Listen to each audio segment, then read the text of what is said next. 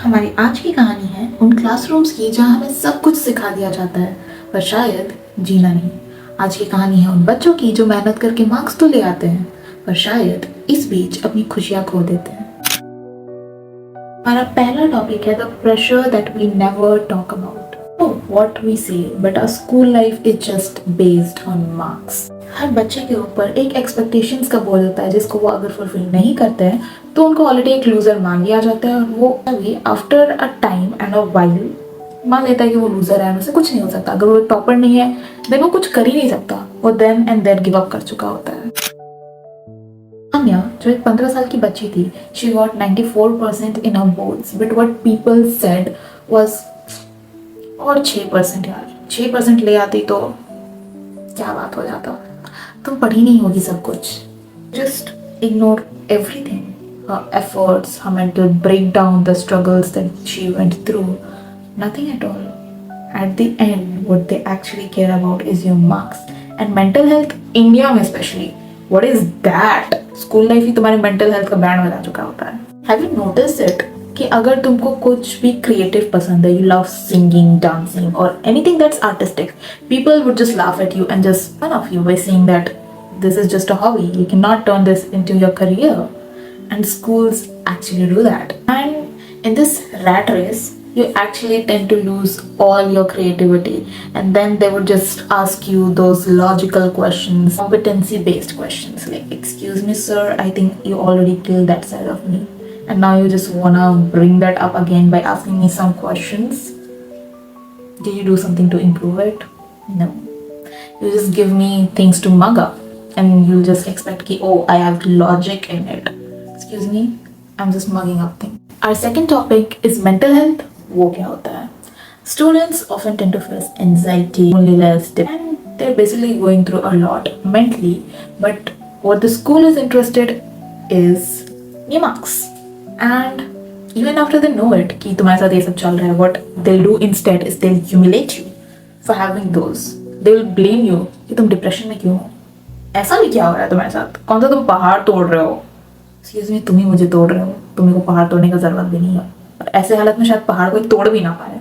This thing is very clear, nobody is concerned about your mental health except you, and you should be concerned about it. And the thing is that the education system is not actually raising citizens or humans, instead they are raising laborers.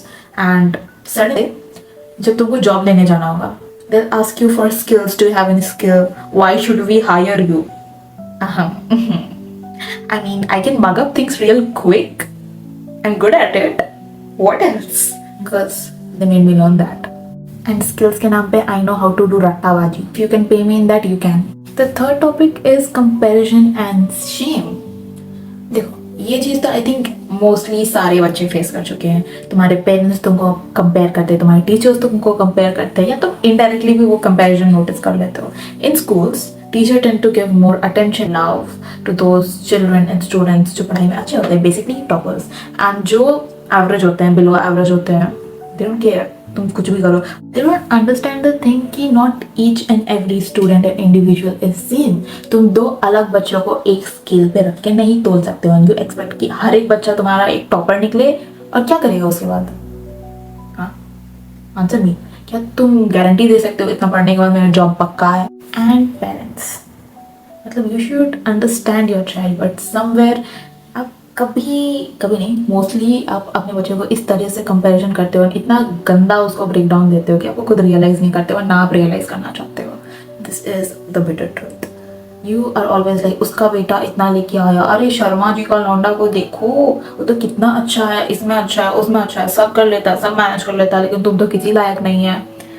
And they think वो अपने बच्चे को motivate कर रहे हैं। Please come to reality, this is not your generation, and the real thing is motivate कोई नहीं होता है। एंड स्कूल में टीचर्स कभी कभी देर लाइक मार्क्स देने नहीं पूछते हैं, और देंगे तो आप क्या मार्क्स देने नहीं पूछते हैं। They think this is the motivation for student to work even more hard, but let's just be honest, वो उस बच्चे को और डीमोटिवेट करते हैं। No matter how much the effort they put in, they are not getting the results, and after a time they would be like, what's the point of working hard जब result आने ही नहीं है तो। Our fourth topic is teachers who don't listen.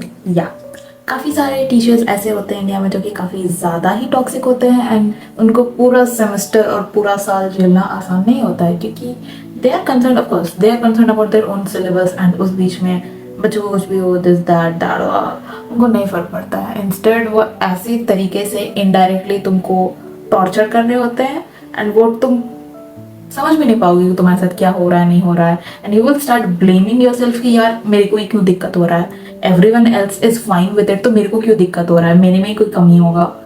इस पे I do have a lot of stories, but वो किसी और दिन विस्तार से बैठ कर बताएंगे। Our fifth topic is how schools should actually be. It should be a safe place जहाँ बच्चे फील करें कि या उनको कोई समझ रहा है, they are understood। वहाँ पे अलग से जाके they don't feel like कि वो किसी प्रिजन में आ गए हैं, where they could be creative, interactive, but schools का purpose क्या होता है? Have you ever thought of it? It was not just a rat race earlier. It was about development. But actually क्या आजकल development होता है? In what basis हो रहा है?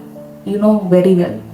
मोस्टली हम सबके अंदर एक आवाज़ थी स्कूल में जो चुप करा दी गई थी, स्पेशली वो बच्चे जो इंट्रोवर्ट होते हैं। आई थिंक उनके लिए स्कूल लाइफ काफ़ी मुश्किल होता है। Not every one can relate with that, but जो रिलेट करते हैं, आई हैव समथिंग टू से टू यू। बहुत स्ट्रांग हो तुम, काफ़ी कुछ झेल के यहाँ तक आए हो, और उस चीज़ को नेग्लेक्ट मत करो कि हम तो किसी चीज़ में वर्क हार्ड ही नहीं किया, हम तो कुछ गो थ्रू ही नहीं किए, एंड overcoming everything and उसके बाद तुम यहाँ पे खड़े हो, that is your power. I really hope healers you find yourself.